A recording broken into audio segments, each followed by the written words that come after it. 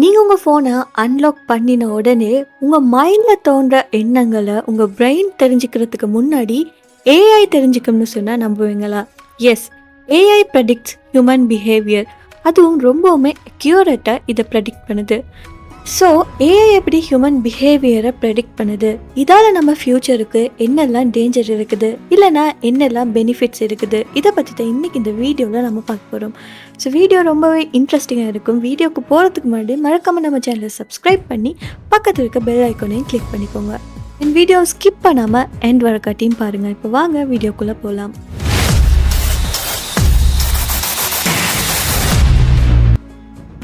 முதல்ல ஏஐனா என்னென்னு பார்க்கலாம். ஏஐன்னு சொல்லக்கூடியது ஒரு மெஷின் தான்.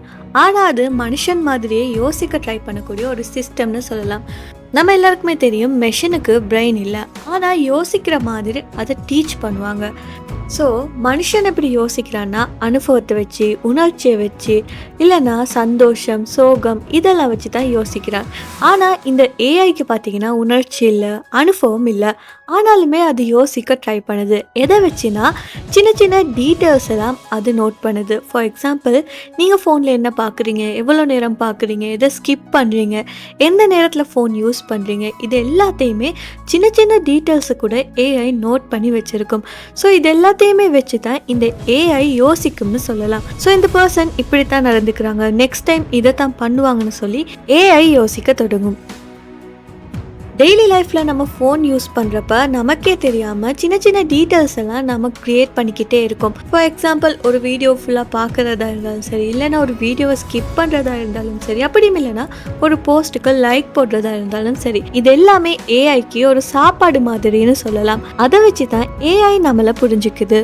ஸோ ஓவராலாக இந்த ஏஐன்னு சொல்லக்கூடியது ஒரு மனுஷன் கிடையாது, ஆனால் நம்ம செய்கிற விஷயங்களை பார்த்து நம்ம எப்படி நடந்துப்போம்னு சொல்லி முன்னாடியே கெஸ் பண்ணக்கூடிய ஒரு சிஸ்டம்னு சொல்லலாம். இப்போ நம்ம சோஷியல் மீடியாவை எடுத்துக்கலாம். இன்ஸ்டாகிராமை ஓப்பன் பண்ணினா எக்ஸாக்டாக உங்கள் டேஸ்ட்டுக்கு ஏற்ற மாதிரியே வீடியோஸ் எல்லாம் வருதில்ல.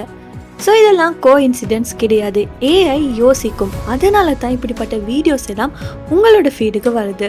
ஸோ இந்த ஏஐ எப்படி யோசிக்குன்னா, ஒரு பர்சன் ரொம்பவுமே சேடாக இருக்கிற ஒரு கான்டென்ட்டை பார்க்குறாருன்னா நெக்ஸ்ட் மோட்டிவேஷன் வீடியோ போடலாம்னு சொல்லி யோசிக்கும். அதே பர்சன் காமெடியான ரீல்ஸ் எல்லாம் பார்க்குறாங்கன்னா நெக்ஸ்ட் ஃபனியான ரீல்ஸ் எல்லாம் சஜஸ்ட் பண்ணும். கொஞ்சம் கொஞ்சமாக ஏஐ உங்களோட மூட், உங்களோட இன்ட்ரெஸ்ட், உங்களோட டைமிங் இது எல்லாத்தையுமே லேர்ன் பண்ண தொடங்கும். அதே யூடியூப் பக்கம் போனோன்னா அதுலேயுமே இதே மாதிரி தான் நடக்கும். யூடியூப்பில் நீங்கள் ஒரு வீடியோ பார்த்தீங்கன்னா நெக்ஸ்ட் சஜஸ்ட் பண்ணுற வீடியோஸ் எல்லாம் எப்படி இருக்குன்னு சொல்லி நோட் பண்ணியிருக்கீங்களா? ஃபார் எக்ஸாம்பிள், ஒரு பர்சன் சயின்ஸ் கண்டென்ட் பார்த்தாருன்னா அடுத்தது வர வீடியோஸ் எல்லாமே ஸ்பேஸ், மிஸ்ட்ரி, ஏஐ வீடியோஸ் இப்படின்னு சொல்லி சயின்ஸ் சம்மந்தப்பட்டதாகவே தான் இருக்கும். அதே நீங்கள் ஒரு வீடியோவை ஸ்கிப் பண்ணினீங்கன்னா அதையுமே ஏஐ நோட் பண்ணும். ஸோ அந்த கண்டென்ட் பிடிக்கலைன்னா நெக்ஸ்ட் டைம் அந்த கண்டென்ட் உங்களோட ஃபீடில் வரவே வராது, அதை அவாய்ட் பண்ணிடும். ஸோ இது தான் மெஷின் லேர்னிங்னு சொல்லப்படுது. ஸோ இந்த ஏஐ நம்ம ஹியூமன்ஸோட டிசிஷன்ஸ் எல்லாம் ப்ரெடிக்ட் பண்ணுமான்னு கேட்டால் எஸ். ஃபார் எக்ஸாம்பிள், ஆன்லைன் ஷாப்பிங்கில் நீங்கள் ஒரு ப்ராடக்டை பார்த்து எட் டு கார்ட் கொடுக்குறீங்க, ஆனால் அதை வாங்கலை. ஸோ அப்போ ஏஐ யோசிக்க தொடங்கும், இந்த பர்சன் இது மேலே இன்ட்ரெஸ்டாக இருக்கிறாரு, ஆனால் அதை வாங்குறதுக்கு ரெடியாக இல்லைன்னு சொல்லி நெக்ஸ்ட் டேயாக அந்த ப்ராடக்ட் சம்மந்தமான ஆஃபர்ஸ் காட்டும், டிஸ்கவுண்ட்ஸ் காட்டும். சேம் ப்ராடக்ட்ஸே எட்ஸில் எல்லா இடத்துலையுமே வரும். இவென்ச்சுவலி நீங்கள் அதை பை பண்ணுவீங்க. இது தான் ஏஐ ப்ரெடிக்ட் பண்ணுறது. அதுக்கப்புறமா இந்த ஏஐன்னு சொல்லக்கூடியது ஜஸ்ட் ஒரு டெக்னாலஜி மட்டும் கிடையாது, இது சைக்காலஜியுமே யூஸ் பண்ணுது. For example, fear, curiosity, happiness, loneliness இது எல்லாத்தையுமே இது நோட் பண்ணும். நீங்கள் லோன்லியாக இருக்கிற டைமில் ரொம்பவுமே ரிலேட்டபிளான கண்டென்ட் எல்லாம் இது சஜஸ்ட் பண்ணும். ஸோ ஏஐக்கு தெரியும் எந்த டைமில் எந்த பர்சன் எந்த மூடில் இருக்காங்கன்னு சொல்லி. ஸோ அதுக்கேற்ற மாதிரியே அதுவுமே அதோட கண்டென்ட்டை கொடுக்கும். ஸோ இந்த ஏஐ எப்படி இவ்வளோ அக்யூரேட்டாக இருக்குதுன்னா ரீசன் ரொம்பவுமே சிம்பிள். அதுதான் மனுஷனோட ஃபீலிங்ஸ், கன்ஃபியூஷன், மூட் ஸ்விங்ஸ் இது எல்லாத்தையுமே ஏஐ பார்க்குது. ஸோ இந்த ஏஐக்கு பார்த்தீங்கன்னா எந்த எமோஷன்ஸுமே இல்லை, ஒன்லி நம்பர்ஸும் மில்லியன்ஸ் ஆஃப் பீப்புளோட டேட்டாவும் மட்டும்தான் இருக்குது. ஸோ இந்த சிஸ்டம் டேஞ்சரஸாக இல்லைன்னா ஹெல்ப்ஃபுல்லானு கேட்டிங்கன்னா ரெண்டுமே இருக்குது. ஹெல்ப்ஃபுல் பக்கத்தை பார்த்தோன்னா பெட்டரான ரெக்கமெண்டேஷன்ஸ் கிடைக்கும், நம்ம டைம் சேவ் பண்ணப்படும், அது மட்டும் இல்லாமல் பர்சனலைஸ்டான எக்ஸ்பீரியன்ஸ் கிடைக்கும். அதே டேஞ்சரஸான சைடை பார்த்தீங்கன்னா இது ஒரு எடிக்ஷனாக மாறலாம், மெனிப்புலேஷனாக மாறலாம், இல்லைனா ஓவர் கண்ட்ரோலாக மாறலாம். ஸோ இந்த ஏஐ தான் நீங்கள் எதை பார்க்கணும்னு சொல்லி டிசைட் பண்ணும். ஸோ நீங்கள் டிசைட் பண்ணலை, இது ஒரு ஏஐ கைட் மாதிரி தான் இருக்கும்.